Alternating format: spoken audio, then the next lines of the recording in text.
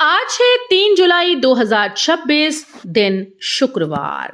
नमस्कार, दिल्ली न्यूज में आपका बहुत बहुत स्वागत है। चलिए देखते हैं आज की 25 फटाफट काम की और महत्वपूर्ण बड़ी खबरों को। पर इससे पहले वीडियो को लाइक करना बिल्कुल न भूलें। दिल्ली सरकार का सख्त आदेश, सभी निजी स्कूल बनाएं, फीस रेगुलेशन कमेटी 15 जुलाई तक। दिल्ली सरकार ने निजी स्कूल पर फीस नियंत्रण को लेकर सख्त कदम उठाया है। सभी मान्यता प्राप्त स्कूल को 15 जुलाई 2026 तक school level fees regulation committee बनानी होगी। इस कमेटी में स्कूल प्रबंधन और अभिभावकों के प्रतिनिधि शामिल होंगे। इसका उद्देश्य फीस बढ़ोतरी को पारदर्शी बनाना और मनमानी पर रोक लगाना है। कमेटी अगले 3 शैक्षणिक सत्रों की फीस संरचना तय करेगी। नियम का पालन न करने पर स्कूल पर कार्रवाई भी हो सकती है। दिल्ली सरकार देगी 40,000 की मदद, ईवी बाइक पर टैक्स छूट और नई नीति लागू। दिल्ली सरकार ने इलेक्ट्रिक वाहनों को बढ़ावा देने के लिए नई ईवी नीति के तहत बड़ा ऐलान किया। सरकार ईवी बाइक खरीदने पर करीब 40,000 रुपए तक की आर्थिक मदद देगी।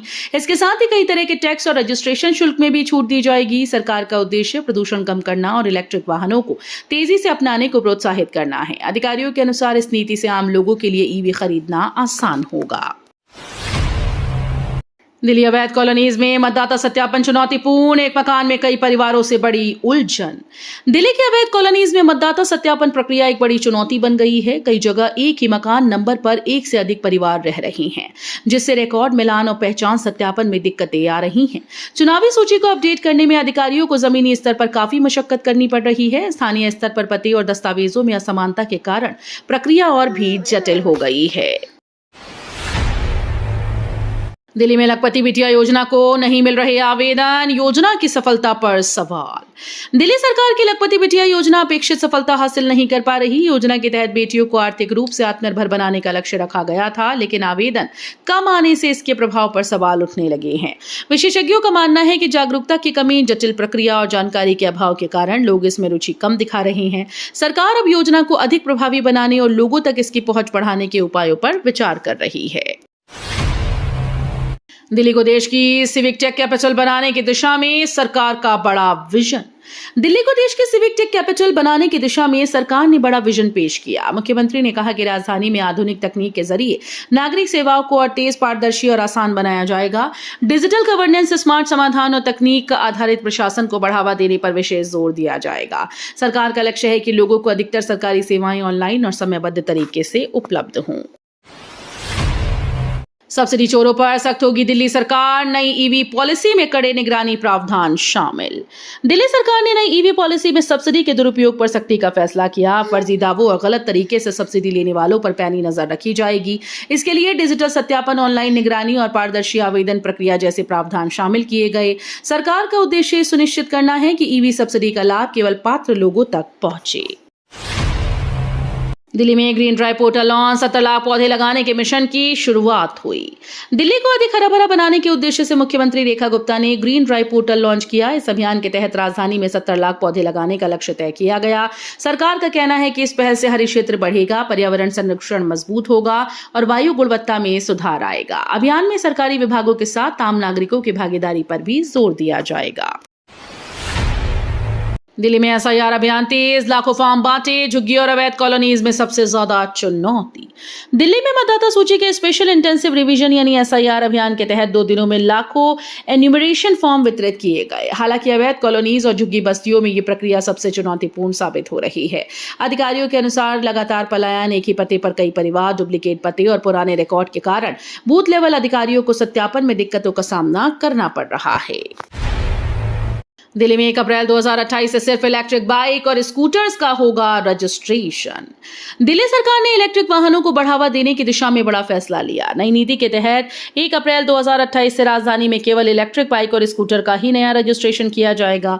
इस कदम का उद्देश्य वायु प्रदूषण कम करना और स्वच्छ परिवहन को बढ़ावा देना है। सरकार चार्जिंग इंफ्रास्ट्रक्चर का विस्तार करने और ईवी अपनाने को प्रोत्साहित करने पर भी जोर दे रही है। दिल्ली में 6 किलोमीटर अंडरग्राउंड टनल बनेगी। गुरुग्राम द्वारका और एयरपोर्ट की कनेक्टिविटी बेहतर होगी। दिल्ली में ट्रैफिक जाम से राहत देने के लिए 6 किलोमीटर लंबी अंडरग्राउंड टनल बनाई जाएगी। इस परियोजना से गुरुग्राम द्वारका, वसंत कुंज और इंदिरा गांधी अंतर्राष्ट्रीय एयरपोर्ट के बीच सफर तेज और सुविधाजनक होने की उम्मीद है। अधिकारियों के अनुसार टनल बनाने से यात्रा का समय कम होगा और प्रमुख मार्गों पर ट्रैफिक का दबाव भी घटेगा। राम मंदिर चढ़ावा विवाद में केजरीवाल का बड़ा दावा, राजनीति फिर हुई तेज। राम मंदिर चढ़ावा विवाद को लेकर दिल्ली के पूर्व मुख्यमंत्री अरविंद केजरीवाल ने प्रधानमंत्री नरेंद्र मोदी पर गंभीर आरोप लगाए। केजरीवाल ने दावा किया कि उन्हें लगता है कि मामले की जानकारी पहले से थी, लेकिन उन्होंने ये भी स्वीकार किया कि उनके पास अपने आरोपों के समर्थन में कोई सबूत नहीं है। साथ ही उन्होंने कहा कि यदि उन्होंने मुंह खोला तो कई बड़े नाम सामने आ सकते हैं और उन्हें अपनी सुरक्षा की चिंता है। मॉनसून सत्र में सरकार विपक्ष टकराव संभव, राम मंदिर दान और मुद्दों पर गरम बहस। संसद के आगामी मॉनसून सत्र में केंद्र सरकार और विपक्ष के बीच तीखी बहस के आसार हैं। राम मंदिर से जुड़े दान और कथित अनियमितताओं के आरोपों को लेकर विपक्ष सरकार को घेर सकता है। इसके अलावा महंगाई, बेरोजगारी और विभिन्न नीतिगत मुद्दे भी सदन में उठ सकते हैं। सरकार की ओर से अपनी उपलब्धियों को सामने रखने की तैयारी है, जबकि विपक्ष जवाबदेही की मांग करेगा। गुरुग्राम में द्वारका एक्सप्रेसवे से जोड़ने के लिए 2 सेक्टर्स में बनेगा नया आरओबी। गुरुग्राम में द्वारका एक्सप्रेसवे के आसपास रहने वाले लोगों के लिए राहत भरी खबर है। जीएमडीए ने शहर के 2 और सेक्टर्स को इस एक्सप्रेसवे से जोड़ने की योजना बनाई है। इसके लिए रेलवे ओवरब्रिज का निर्माण किया जाएगा, जिससे आवागमन और आसान होगा। इस परियोजना का उद्देश्य ट्रैफिक दबाव को कम करना और कनेक्टिविटी को बेहतर बनाना है। दिल्ली में फायर सर्विस मजबूत करने के लिए 6 महीनों में खुलेंगे 8 नए फायर स्टेशन। दिल्ली में अग्निशमन सेवाओं को और मजबूत बनाने की दिशा में सरकार लगातार प्रयास कर रही है। इस कड़ी में अगले 6 महीनों के भीतर राजधानी में 8 नए फायर स्टेशन खोले जाएंगे। इस नए केंद्रों से आपात स्थितियों में तेजी से रिस्पांस मिलने की उम्मीद है। सरकार का लक्ष्य है कि आग लगने या अन्य आपदाओं की स्थिति में समय पर मदद पहुंचाई जा सके। इससे दिल्ली की फायर सर्विस क्षमता बढ़ेगी। एमसीडी ने टाउन वेंडिंग कमेटीज के चुनाव की घोषणा की, वेंडर्स को मिलेगा प्रतिनिधित्व। दिल्ली नगर निगम ने टाउन वेंडिंग कमेटीज के चुनाव की घोषणा कर दी। इन चुनाव के जरिए सड़क विक्रेता और छोटे व्यापारियों को स्थानीय स्तर पर प्रतिनिधित्व मिलेगा। एमसीडी का कहना है कि इससे वेंडिंग जोन के प्रबंधन और नीतियों में पारदर्शिता बढ़ेगी। चुनाव प्रक्रिया को सुचारू और निष्पक्ष बनाने के लिए दिशा निर्देश जारी कर दिए गए हैं। लंबे समय से लंबित इस प्रक्रिया के शुरू होने से वेंडर्स में उम्मीद जगी है। दिल्ली में बनेगा पहला अंडरग्राउंड परमाणु और केमिकल कमांड सेंटर, युद्ध व रेडिएशन में सक्रिय। दिल्ली में देश का पहला अंडरग्राउंड परमाणु और केमिकल कमांड सेंटर बनाया जाएगा। ये अत्याधुनिक सुविधा आपातकालीन परिस्थितियों में भी काम करती रहेगी। युद्ध, रासायनिक हमले या रेडिएशन जैसी स्थिति में ये केंद्र सुरक्षित तरीके से संचालन बनाए रखने में सक्षम होगा। इसमें आधुनिक निगरानी प्रणाली, सुरक्षित संचार नेटवर्क और आपदा प्रबंधन की उन्नत तकनीक शामिल होगी। सरकार का उद्देश्य राजधानी की सुरक्षा और आपात प्रतिक्रिया क्षमता को मजबूत करना है। राजीव गांधी अस्पताल में जीटीबी इमरजेंसी का ट्रायल शुरू, मिलेंगी आधुनिक स्वास्थ्य सुविधाएं। राजधानी के राजीव गांधी अस्पताल में जीटीबी अस्पताल की इमरजेंसी सेवाओं का ट्रायल शुरू कर दिया गया। इस नई व्यवस्था के तहत मरीजों को बेहतर और आधुनिक आपातकालीन सुविधाएं उपलब्ध कराई जाएंगी। अस्पताल प्रशासन का कहना है कि इससे गंभीर मरीजों को त्वरित उपचार मिलेगा और भीड़भाड़ की समस्या भी कम होगी। ट्रायल चरण में व्यवस्थाओं की बारीकी से निगरानी की जा रही है। सफल परीक्षण के बाद इसे पूरी तरह से लागू किया जाएगा। पुलिस हिरासत में मौत मामले में सरकार को 18.44 लाख रुपए मुआवजा देने का आदेश। पुलिस हिरासत में एक युवक की मौत के मामले में अदालत ने सरकार को बड़ा निर्देश दिया। कोर्ट ने पीड़ित परिवार को 18,44,000 रुपए का मुआवजा देने का आदेश दिया है। अदालत ने कहा कि हिरासत में किसी व्यक्ति की सुरक्षा सुनिश्चित करना राज्य की जिम्मेदारी है। इस मामले में न्यायालय ने पीड़ित परिवार को राहत देते हुए तय समय के भीतर मुआवजा देने के निर्देश दिए। खानसर अंजना ओम कश्यप विवाद हाईकोर्ट पहुंचा, मध्यस्थता के निर्देश, संयम बरतने की नसीहत। खानसर और वरिष्ठ पत्रकार अंजना ओम कश्यप से जुड़े विवाद में हाईकोर्ट ने मामले को मध्यस्थता के लिए भेज दिया है।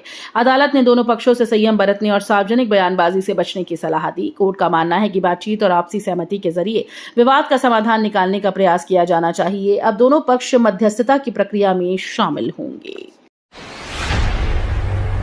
ब्रजभूषण यौन उत्पीड़न मामले में फैसला सुरक्षित, 3 अगस्त को निर्णय। पूर्व भारतीय कुश्ती महासंघ अध्यक्ष ब्रजभूषण शरण सिंह से जुड़े यौन उत्पीड़न मामले में अदालत ने अपना फैसला सुरक्षित रख लिया है। कोर्ट ने दोनों पक्षों को 2 सप्ताह के भीतर अपनी लिखित दलीलें दाखिल करने के निर्देश दिए। मामले में अगली महत्वपूर्ण तारीख 3 अगस्त तय की गई, जब अदालत अपना फैसला सुनाएगी। ये मामला लंबे समय से चर्चा में है और इसकी सुनवाई पर खेल जगत के साथ साथ राजनीतिक और कानूनी हलकों की भी नजर बनी हुई है। दिल्ली का नया प्रदूषण प्लान, बिना पीयूसी नहीं मिलेगा फ्यूल, बाहरी वाहनों पर भी सख्ती। दिल्ली में इस बार सर्दियों के दौरान प्रदूषण से निपटने के लिए सख्त नियम लागू होंगे। सरकार के लिए विंटर पॉल्यूशन मास्टर प्लान के तहत बिना वैध पीयूसी सर्टिफिकेट वाले वाहनों को पेट्रोल या डीजल नहीं मिलेगा। BS6 मानकों से नीचे के बाहरी वाहनों की एंट्री पर भी रोक रहेगी। जरूरत पड़ने पर 50% वर्क फ्रॉम होम, पार्किंग शुल्क दुगना करने और निर्माण गतिविधियों पर रोक जैसे कदम भी लागू किए जाएंगे। देश भर के युवाओं के लिए खुशखबरी, IBPS भर्ती का आवेदन शुरू। बैंकिंग सेक्टर में सरकारी नौकरी की तैयारी कर रहे युवाओं के लिए शानदार अवसर है। IBPS ने PO और मैनेजमेंट ट्रेनिंग के 6715 पदों पर भर्ती के लिए आवेदन शुरू कर दिए।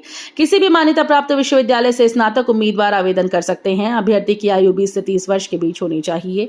आवेदन की अंतिम तिथि 21 जुलाई है। सामान्य और OBC वर्ग के लिए आवेदन शुल्क 850, जबकि SC/ST वर्ग के लिए 175 रुपए निर्धारित किया गया है। पीएम मोदी ने जापान के प्रधानमंत्री ताकाइची को कहा अपनी छोटी बहन, रिश्तों में गर्मजोशी। प्रधानमंत्री नरेंद्र मोदी ने जापान के प्रधानमंत्री साने ताकाइची के साथ मुलाकात के दौरान विशेष संबंधों का उल्लेख करते हुए उन्हें अपनी छोटी बहन बताया। इस बयान से दोनों देशों के बीच मजबूत होने की कूटनीतिक और सांस्कृतिक रिश्तों की झलक मिली। बातचीत के दौरान व्यापार, निवेश और तकनीकी सहयोग जैसे मुद्दों पर भी चर्चा हुई। दोनों नेताओं ने भारत और जापान के बीच रणनीतिक साझेदारी को और मजबूत बनाने पर जोर दिया। दिल्ली यूपी को 14,115 करोड़ की सौगात, सड़क परियोजनाओं से सफर होगा तेज और आसान। केंद्र सरकार ने दिल्ली और उत्तर प्रदेश के लिए 14,115 करोड़ रुपए की 2 बड़ी सड़क परियोजनाओं को मंजूरी दी है। इसमें दिल्ली में द्वारका एक्सप्रेसवे को वसंत कुंज से जोड़ने वाली 6 लेन की टनल और उत्तर प्रदेश में कानपुर कबरई हाईवे का निर्माण शामिल है। इन परियोजनाओं से ट्रैफिक जाम कम होगा, यात्रा का समय घटेगा और क्षेत्रीय कनेक्टिविटी मजबूत होगी। हाईकोर्ट की सख्ती के बाद नोएडा डीएम ने आदेशों की अनदेखी पर मांगी माफी। हाईकोर्ट की सख्ती के बाद नोएडा प्रशासन बैकफुट पर आ गया है। अदालत के आदेशों की अनदेखी को लेकर जिला मजिस्ट्रेट ने माफी मांगी। मामला प्रशासनिक लापरवाही और कोर्ट निर्देशों के पालन में देरी से जुड़ा है। सुनवाई के दौरान अदालत ने सख्त रुख अपनाते हुए जवाब तलब किया, जिसके बाद प्रशासन ने अपनी गलती स्वीकार की। अब संबंधित विभागों को कोर्ट के आदेशों का सख्ती से पालन सुनिश्चित करने के निर्देश दिए गए। तो ये थी आज की बड़ी खबरें। रोजाना ऐसे ही सबसे पहले अपडेट पाने के लिए चैनल को सब्सक्राइब करना बिल्कुल न भूलें। धन्यवाद।